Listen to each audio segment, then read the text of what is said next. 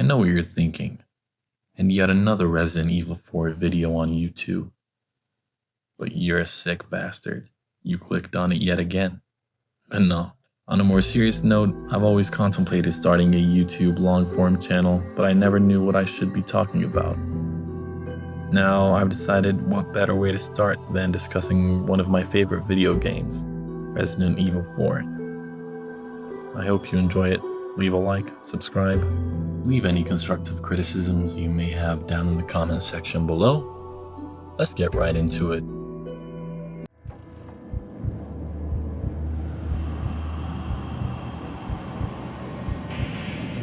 Let me take you 17 years back. I was 8 years old, happy, minding my own business around 7 a.m., 8 a.m. on a school night. My older brother brings this game I've never heard of for the PS2 called Resident Evil 4. He puts the disc inside, boots it up, and he's dropped into the forest. He starts running, it's all fun and immersive, a bit scary, but I like it. You get a nice little cozy village. All of a sudden, all hell breaks loose. Chaos ensues, and that was my introduction to Resident Evil 4. And what an introduction it was. It sets the pace for the lethality immediately, and to be honest, I was too scared to play it. But then I mustered up the courage several weeks or months, I don't have a good reference for time back then, and I started playing it with my older brother. I'm immediately hooked. I finished it once, and now I'm addicted. The game wasted no time dropping me into the action. Story, let's be honest, all Resident Evil games aren't the pinnacle of storytelling, but it's serviceable. Actually, it's not that bad. The characters are a bit fun, the combat is punchy and satisfying, all in all a wonderful experience, and still holds up really well. First, let's talk briefly about the combat. Previous Resident Evil games had a fixed camera angle and tank controls, so this was a huge risk and a step away from the series that fortunately paid off. And as such, the over-the-shoulder camera angle was birthed, which was a revolutionary step for the third-person genre. The combat, as I mentioned, was satisfying, the enemies were faster and deadlier, everything about it was perfection for its time. You might think being so action-focused would take away from the horror, but no, it really doesn't. Now let's get to the story. I received special training via a secret organization working under the direct control of the president. I was to assume the responsibility of protecting the new president's family. The story starts with you taking control as Special Agent Leon S. Kennedy, tasked with finding and rescuing the president's daughter, with help from the local police, which don't seem that bright. You're dropped off into a forest and walk into a nearby shack to interrogate a random citizen of the country as any foreigner should. Surprisingly, he doesn't like you trespassing into his land and swings his axe immediately. After the slight disagreement, Leon's first instinct is to put this guy down. He promptly does so, heads upstairs, jumps through the window, and encounters a couple of more men.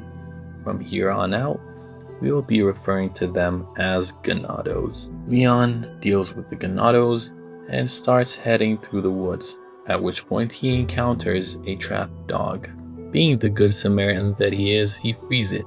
Moving on, he gets to a small village. As he looks through his binoculars, he sees one of the two police officers from the beginning on a stake. With his survival instincts put to the question, he runs right into the middle of the village and bunkers down at a 2-story house, making as much noise as possible. Right as he locks the doors, he hears What are they planning? Chainsaw.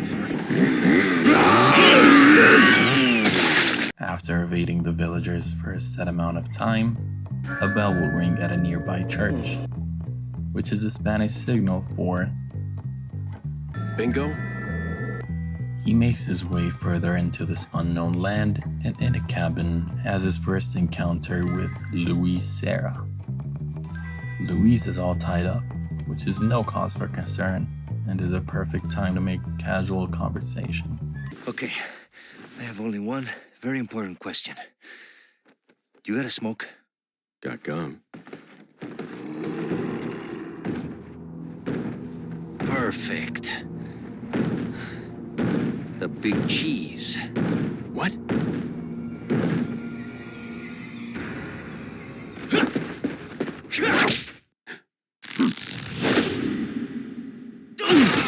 I have no idea what Leon was expecting with that kick. Dude is 8 foot tall, maybe 9 foot tall. Anyway, he then wakes up and we learn more about Louise. Like the fact that Louise used to be a cop in Madrid. Me llamo Luis Serra. I used to be a cop in Madrid. Unfortunately, their introductions are cut a bit short. After getting up, Leon meets one of the most fondly remembered characters in the entire franchise, the Merchant. This guy is basically where you get all your weapons and upgrades from throughout the game. After getting up, Leon's objective is now getting to that church where we heard that bell in the beginning. To continue his travel, Leon has to go through this cabin. Inside is the big cheese. Unfortunately, this time he's trying to kill us. Until he finds out our eyes are red, which signifies that the parasites have been injected into Leon. He lets him go. But Leon, he's different. He's a bit hard-headed, unpredictable. He walks back into the room. This time he's had enough. He rushes Leon, stomps on his chest, tries to kill him until a mysterious figure in a red dress saves us. Leon finally reaches the church, but finds the door locked. So he heads off the beaten path, slaughtering countless villagers and ends up having to cross a lake. As soon as he gets on the boat, he encounters what the locals refer to as Del Lago, which is Spanish for of the lake, apparently, according to Google Translate. The anchor becomes tangled with Del Lago, and now unfortunately the boat goes wherever it goes. After impaling it with several fishing spears, Leon finally takes down the giant fish and walks into a cabin, exhausted. Next thing you know, he falls unconscious. Upon regaining consciousness after several hours have passed, Leon heads out, continuing to search for the church key. And in his path he encounters the first of the Las Plagas. The Plagas are the parasites that are in control of these villagers. From here on out, whenever a villager or ganado is killed, they have a random chance of a Plaga popping out of their heads, essentially giving them a second life. You kill the Plaga and several more ganados, and Leon finds the key in a cave. Makes his way back to the church, but on his way gets cut off by El Gigante. This huge hulking creature is another mutation of the Las Plaga infected people. Fighting it is a bit difficult because it is a huge damage sponge. Fortunately, an unlikely ally appears. After defeating El Gigante, Leon heads back to the church. And right outside is a horrible surprise waiting for him in the form of a new enemy type, the dogs. These infected dogs are fast, hard to dodge, and overall annoying. And I fucking hate them. Thankfully, not so many of them exist. Leon opens the door and heads into the church. And what do you know? The president's daughter, Ashley Graham, is actually inside. He's a bit suspicious, but Leon explains himself and gains her trust. Take it easy. No! Get away! Calm down. Everything's going to be just fine. My name's Leon. I'm under the president's order to rescue you. What? My father? That's right. And I have to get you out of here. Now come with me. I'll take the girl. Who are you? If you must know, my name is Osmond Sadler, the master of this fine religious community. What do you want? He reveals his plans, along with the fact that both Leon and Ashley have been injected with the parasite. Soon after revealing that, a couple of henchmen run in and try to kill Leon. Leon then grabs Ashley and jumps out the window to escape. From this section on, you have to escort Ashley. To be honest, I used to remember Ashley being such a pain to escort, but now I realize she's almost the perfect companion. She doesn't get in your way, doesn't stay far behind, ducks when you aim at her, and is overall not as much of a headache as people make her out to be. With Ashley following, you can either fight or run away from the pursuing ganados littered everywhere. You eventually find yourself at a cabin.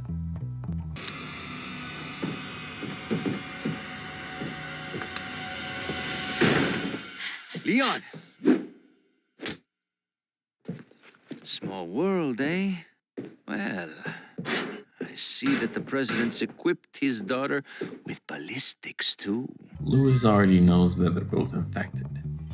Soon after, the cabin gets surrounded by a lot of ganados. Leon and Louis have to work in tandem to keep the villagers out and kill all the ones that come in. After several minutes of holding out, the villagers will eventually give up and scatter. This section contains one of the coolest hidden death animations I've ever seen. Louis is immortal in this section, but if you're a dick and try to shoot him 6 or 7 times, the game will respond in kind. Adios, Leon.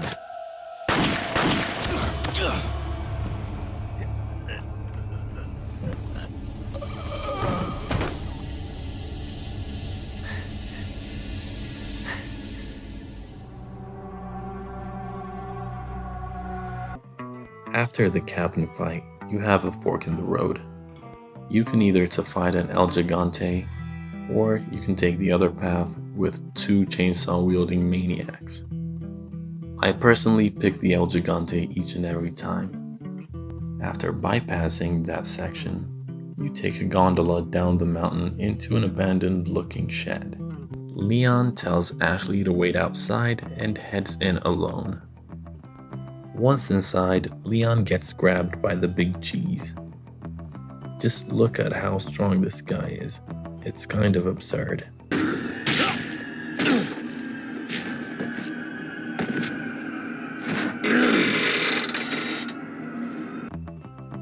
Luckily for us, Leon has the ability of plot armor. This is the first of the main boss fights within this game. This is a boss fight with 2 phases.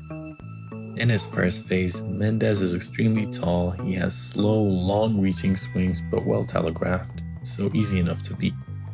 In his second phase, his torso is separated from his legs, jumps on the rafters, is more erratic than the first phase, but still is quite easy to beat.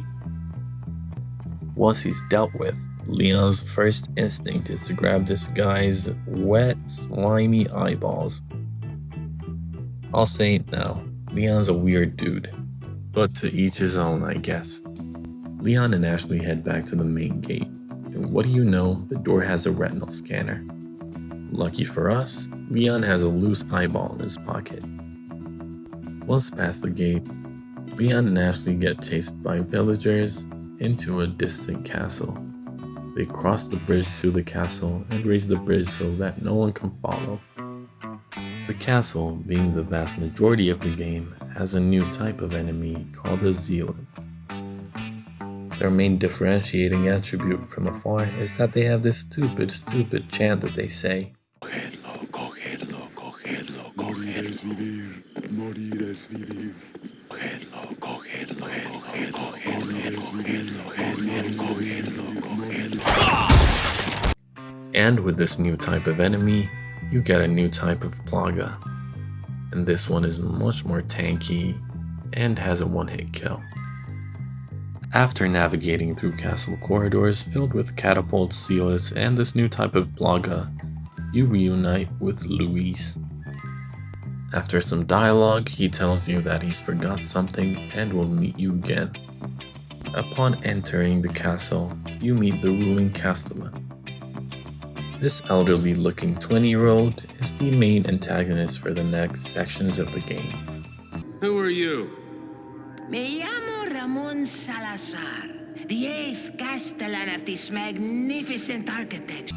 Ashley gets a nosebleed, and she completely overreacts, does the stupidest thing, and runs into the one spot on the entire castle that can trap her. And the trap is completely visible on the wall. Anyway, your objective is now to retrieve Ashley.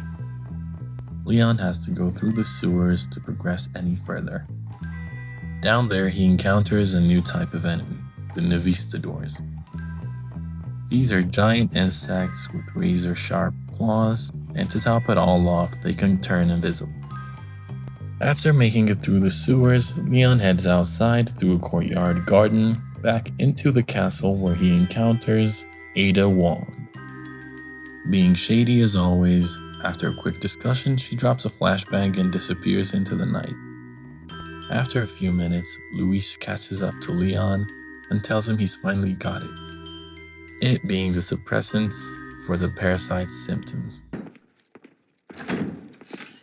Leon! I got it. A few seconds later, Sadler impales Luis through the back with something that might get my video restricted. I wonder what body part that is exactly.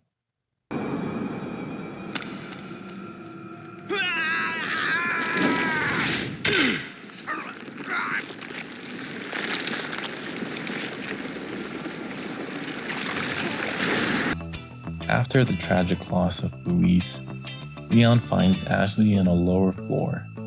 After freeing her, the next section will be played as Ashley. This section is a nice change of pace. You play as Ashley, completely defenseless. Even the simplest of zealots cause the biggest of worries, and the section is overall scarier. The last section involves Ashley solving a puzzle and being chased by living statues. This section is dark, scary, gritty, and has a very different feel from the rest of the game. Completing this section successfully, Ashley reunites with Leon. After a bit, the pair run into Salazar. Short Stuff is waiting to trap you in a room with spikes for roofs. However, Leon and Ashley, to the dismay of Ramon, escape pretty successfully. But just as quickly as Leon got her back, Ashley is kidnapped again by a Novistador. I mean, like, who could have seen this coming? Leon gives chase and sees Ashley in the distance being carted off. Leon reaches where they're at and steps forward, and surprise, surprise, Salazar has another trap.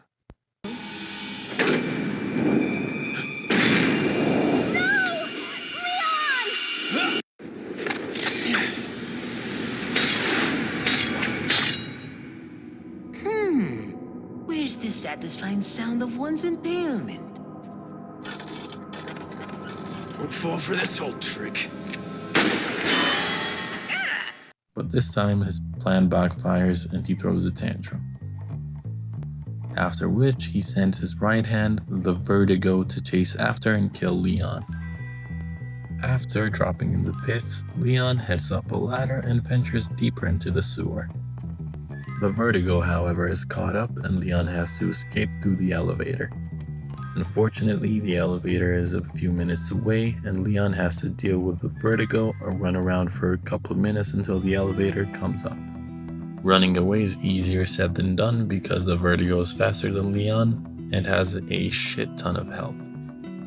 The only way to do meaningful damage to it is to drop nitrous oxide tanks and litter him with a ton of bullets.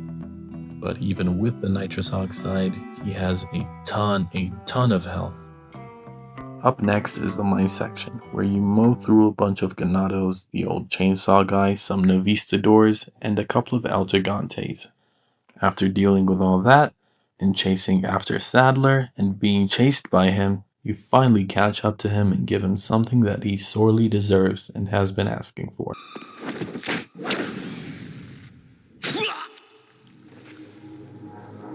Let's pretend that didn't happen. Salazar runs up the stairs and you give chase, finally catching up to him, where he reveals that the ritual has been complete and Ashley has been taken to some island nearby. And it's now time for the Salazar boss fight. He fuses with one of his monsters and turns into a disgusting thing stuck to a wall again. He has well telegraphed attacks, very powerful but not too difficult. He has a one-hit kill you need to avoid, but it's easy enough to see coming and you can punish it accordingly. After you deal with Salazar, you're off to the island. So time to go down to the pier. In a boat, you find a site for sore eyes. After reaching the island, Ada ditches Leon as per usual and the third act of the game commences.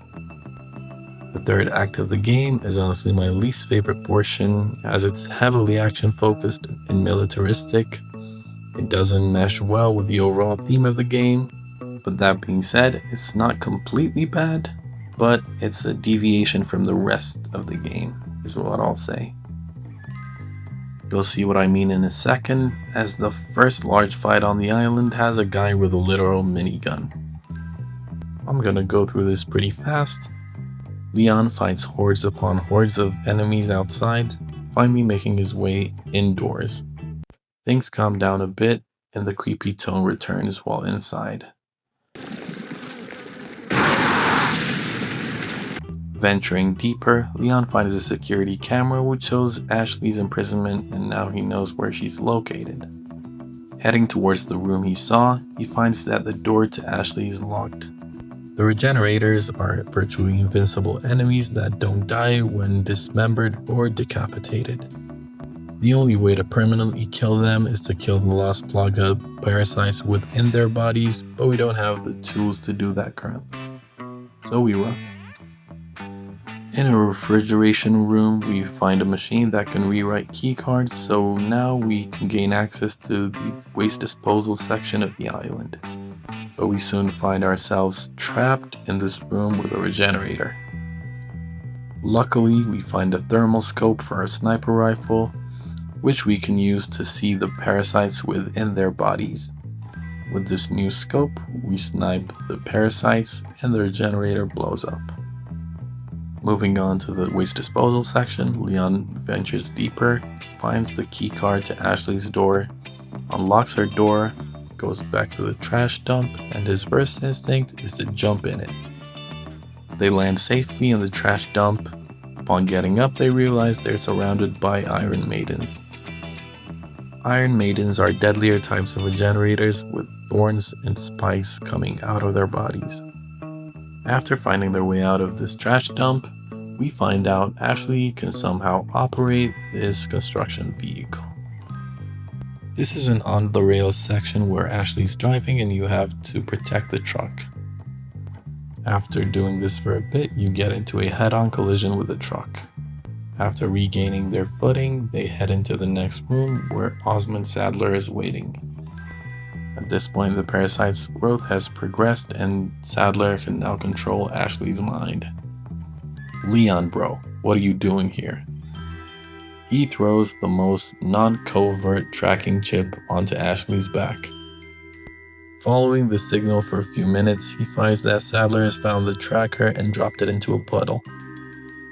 In the next scene, we're introduced to Jack Krauser, a man who has ties to Umbrella and Ada Wong, and possibly the coolest character within the game. Notice the camera's emphasis on Krauser's knife. This is a subtle signal to the player about the significance of knives when dealing with Krauser.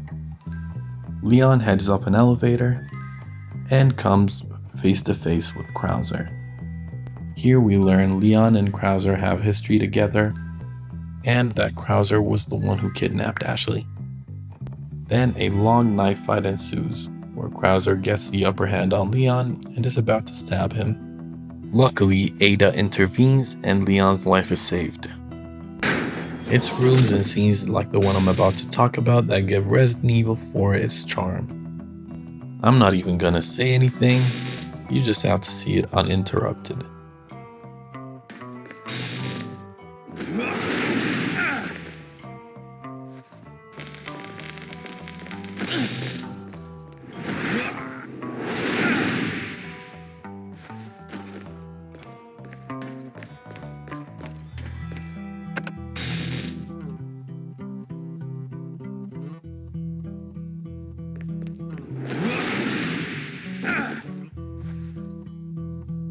See what I mean? It's completely ridiculous, yet it's fun. Soon after, he finds the tracker dropped into a puddle of water, which is of course gonna happen because you placed the loudest, brightest tracking chip on the person right next to Sadler.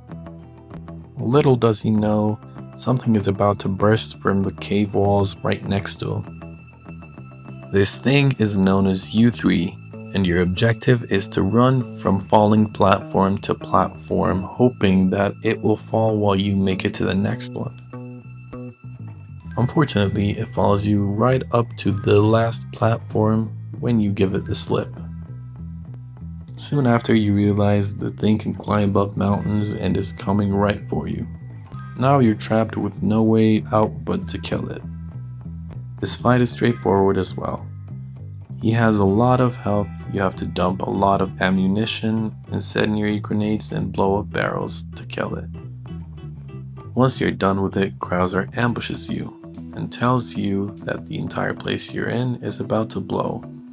You need 3 keys to escape. 2 of them are scattered about, and the third one is with him. Krauser has a TMP, a knife, and flashbangs. The thing is, he is very difficult to defeat with conventional weapons.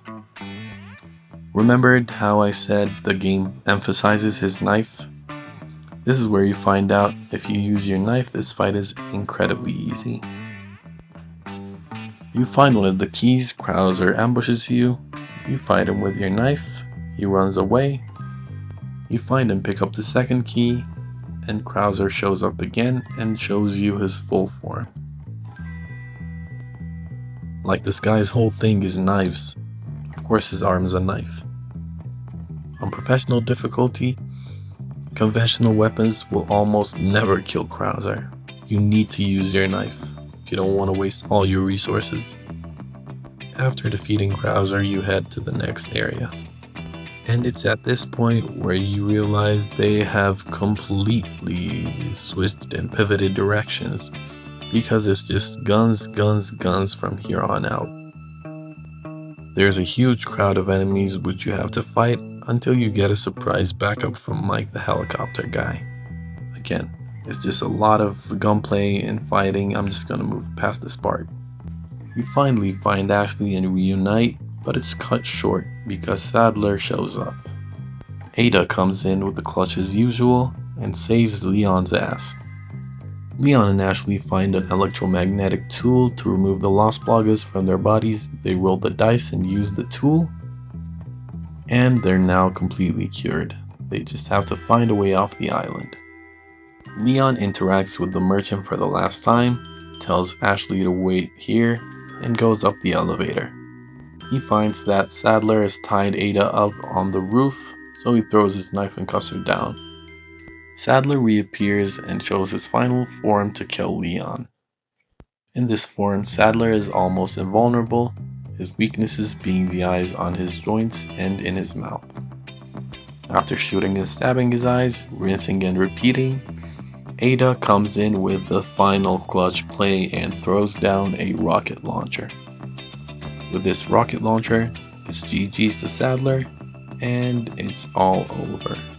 You find the sample for the virus, but surprise surprise, Ada is backstabbing us and stealing the sample. She tells you the island is about to blow up, gets on her helicopter, but at least shows pity and throws jet ski keys. Leon heads downstairs, grabs Ashley, and this is where you realize how cold this dude Leon is. He didn't even tell the merchant that the island is about to blow up as he left. You get to the jet ski, speed off into the sunset, and make it out of the island before it explodes. And that's the end of Resident Evil 4's story. All in all, it's an unforgettable experience, a huge part of a lot of people's childhoods, but unfortunately set Capcom down on a path to just build action-oriented Resident Evil games, which are Resident Evil 5 and the atrocious Resident Evil 6.